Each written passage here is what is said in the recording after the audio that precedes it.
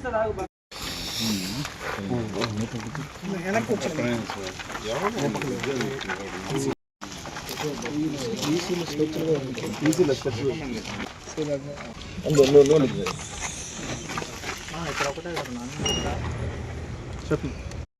years back Venkata Vishalakshi దగ్గర ఈ site కొన్నాము.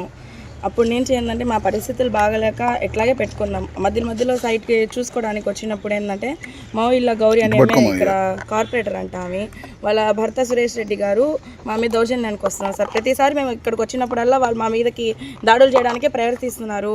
ప్రతిసారి మేము చెప్తున్నాం మా దగ్గర రిజిస్ట్రేషన్ పేపర్లు ఉన్నాయి కదా, మీరు చూడండి కావాలని, మీ దగ్గర ఏ పేపర్లు ఉన్నాయి తీసుకురండి చూస్తామనంటే వాళ్ళు ఏం చెప్పట్లేదు. మాదేమంటే రాజకీయాల బలగం ఉంది, మాకు మీరేం చేయలేరు, మీరు ఇక్కడి నుంచి ఖాళీ చేసి వెళ్ళండి. అసలుకి ఎన్ని చెప్పిన వాళ్ళు మా మీద కొట్టడానికి వస్తున్నారు. మేము ఒకటే చెప్తున్నాం సార్, మా దగ్గర రిజిస్ట్రేషన్ పేపర్స్ ఉన్నాయి కదా, వాళ్ళ దగ్గర నేను ఏమున్నాయో చూపిమని చెప్పండి మాకు. మేము న్యాయంగా వెళ్తున్నాము, వాళ్ళు ఎందుకు ఇన్ని రాంగ్ మాట్లాడుతున్నారు? ఎవరు దీనికి ఏం ఎన్ని దగ్గరలో తిరిగి మీకు ఇంకా ఏం చేయలేక వాళ్ళని ఇన్ని రోజుల నుంచి తప్పించుకుంటూ వచ్చాము. ఇప్పుడు దాకా కూడా వాళ్ళ దగ్గర నుంచి వాళ్ళు ఏంటంటే మేము కొట్టేస్తాం, మాకు ఇది ఉంది అది ఉంది, మాకు రాజకీయాల సపోర్ట్ ఉంది, మీకు ఏం లేదు, మీరేం చేయలేరు, అదేమంటే మీ క్యాస్ట్ ఇలాంటిది, మీకు ఎవ్వరు సపోర్ట్ రారు అని మాట్లాడుతున్నారు. ప్రతిసారి స్టేషన్లో వెళ్ళి కేసు పెడుతున్నారు. మేము కూడా అక్కడికి వెళ్తున్నాము, పొద్దుని సాయంత్రం వరకు నన్ను కూర్చోబెడుతున్నారు. ఆడ ఏం న్యాయం అయితే జరగలేదు. 10 మంది దగ్గర తిరిగాము, ఇప్పటికి చాలా మంది దగ్గర తిరిగాము. తిరిగి నాకు విసుగు వచ్చేసింది సార్. ఇప్పుడే కానీ మాకు న్యాయం జరగకపోతే మేము ఇక్కడే సూసైడ్ చేసుకొని చచ్చిపోతాం. ఎవరి వైపు న్యాయం ఉందో మీరే చెప్పండి. మా పేపర్స్ అన్నీ ఉన్నాయి కదా, మీరే చెక్ చేయండి, వాళ్ళది చెక్ చేయండి, మావి చెక్ చేయండి. మేము ఇక్కడే ఉంటాం. ఇక్కడి నుంచి అయితే నేను మాత్రం ఈ రోజు నుంచి నేను కదలను. ఇక్కడి నుంచి మాకు న్యాయం జరిగే వరకు నేను ఇక్కడే ఉంటాను. ఇంకో చిన్న మాట ఏంటంటే, ఉదయాన్నే ప్రెస్ ఒకటి రిలీజ్ చేసి ఏమని రిలీజ్ చేశారు ఇక్కడ మౌలి కార్పొరేటర్ ఉంది కదా, మౌలి గౌరీ మా ఇల్లు కూల్చేసేసారు. మా ఇల్లు కూల్చేసిన దానివల్ల అది వచ్చి టీడీపీ వాళ్ళు పిలిపించేశారని చెప్పాము. ఏమున్నా ఇల్లు ఎక్కడుంది? ఇల్లు ఇంతలా ఇల్లుని ఇప్పుడు కూల్చేస్తారన్నా, ఇంతలా స్థలంలో ఇల్లు కూల్చేస్తారా? మీరు చెప్పండి. ఉదయం ప్రెస్ మీట్ పెట్టినప్పుడు వాళ్ళు కనీసం ఏముందని కూడా తెలియకుండా వచ్చేసి ప్రెస్ మీట్ పెట్టేసి వాళ్ళు పిలిపించి మాట్లాడి ఎంతవరకు కరెక్ట్ అది? దీన్ని అసలు రాజకీయంగా ఎందుకు రుద్దుతున్నారు? మేము రాజకీయంగా పోవట్లేదు కదా, మాకేం అవసరము? మా సైట్ మీద మేము కృషి చేస్తున్నాం, మా కష్టానికి మేము నమ్ముకున్నాం, మాకు న్యాయం చేయాలి. మాకు కానీ న్యాయం చేయకపోతే మేము దీన్ని ఎంత దూరంగానే పోతాం. మాకు ఎవరు సపోర్ట్ లేదు, ఎవరు ఏం లేదు. రాజకీయ పరంగా అందరూ మీకు సపోర్ట్ చేస్తారు, మీరు చూస్తున్నాం. ఒక్కడు సపోర్ట్ చేయాల, ఒక్కడు మాకు న్యాయం చేయాల. మాకు ఖచ్చితంగా న్యాయం కావాలి.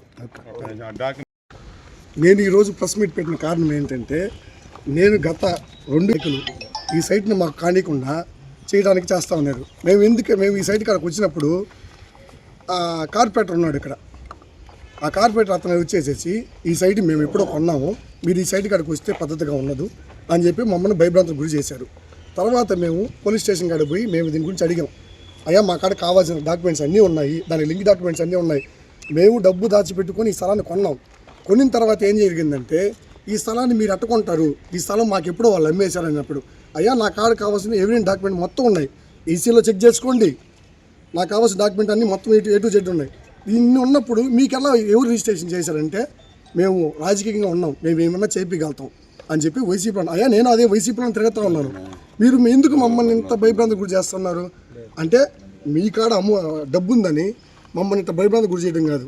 స్టేషన్కి ఎప్పుడు పిలిపించినా గంటలు మమ్మల్ని రోజంతా అక్కడ ఎండలో నిలబెట్టేసి మమ్మల్ని కూర్చోబెట్టేసి అతను వచ్చిన 5 నిమిషాలకు అతను పంపించేసేవాడు. ఈరోజు మమ్మల్ని మాలవాళ్ళని చెప్పి మాట్లాడాడు. ఎందుకని మమ్మల్ని మాట్లాడుతున్నాం అంటే, నువ్వేం చేయలేవు, మేమేమైనా చేయగలుగుతాం. స్టేషన్కి ఇప్పటికి 5-6 మంది సీఏలు మారారు ఈ 4 సంవత్సరాల్లో. మారిన ప్రతిసారి ఆ సీఏ గారిని పోయి అడిగితే మమ్మల్ని పిలిచారు, పక్కన కూర్చోబెడతాడు. ఆయన రాగానే కుర్చీ వేసి కూర్చోబెడతాడు. ఏందయ్యా మాకు ఒక న్యాయం అయినా అంటే, నీ కాడేం కాగితాలున్నాయి తీసుకురాపో అంటాడు. మేము కాగితాలు తీసుకొచ్చిన తర్వాత ఆ కాగితాలు చూడడం, వాళ్ళ కాడ రావాల్సిన లంచాలు తీసుకొని మమ్మల్ని ఏం మాట చెప్పకుండా పంపించేసేసేవాడు. ఇదే విధంగా ఈరోజు కూడా సీఏ గారు చెప్పా, సీఏ గారికి పోయి ఉదయం కూడా కంప్లైంట్ పెట్టాను, సార్ ఈ విధంగా మమ్మల్ని చేస్తున్నాడు, దేనికి ఈ విధంగా మమ్మల్ని ఈ విధంగా చేస్తున్నాడంటే, సీఏ గారు ఏమనంటే, అయ్యా మీకన్నా కాగితాలు ఏమైనా తీసుకోండి మేము చేస్తామని చెప్పాడు. ప్రతిసారి ఇదే జరుగుతుంది సార్, మాకేం న్యాయం జరుగుతుంది, మీరు మాకేం న్యాయం చేశారు? దీన్ని లేపిస్తే రాజకీయ పరంగా అందరికి వద్దాలనుకుంటున్నారు. ఎందుకు రాజకీయ పరంగా వద్దాల? నేనేమి ఇక్కడ ఊరనే రాలా, నా పేరు మీద ఉంది 22 అంకణాల స్థలం ఉంది, నేను కొన్నాను. వాళ్ళ కాడ 22లో నేను కొన్నాను. నేను కొన్న ఆ సైడ్ గురించి నేను గురించి మాట్లాడుతుంటే, దీన్ని రాజకీయ పరంగా రుద్ది మీ వెనక ఆ సపోర్ట్ ఉంది, ఈ సపోర్ట్ ఉంది, ఆ సపోర్ట్ అని ఉంటే ఈ అన్యాయం చేసేది, ఈ విధంగా మాకు ఈ విధంగా చేసి మేము ఎవరు చెప్పుకోవాలి మా బాధలు, ఎక్కడ సూసైడ్ చేస్తూ చచ్చిపోతాం, దేనికైనా మేము రెడీగా ఉన్నాము, మాకు మటుకు న్యాయం జరగాలి. అది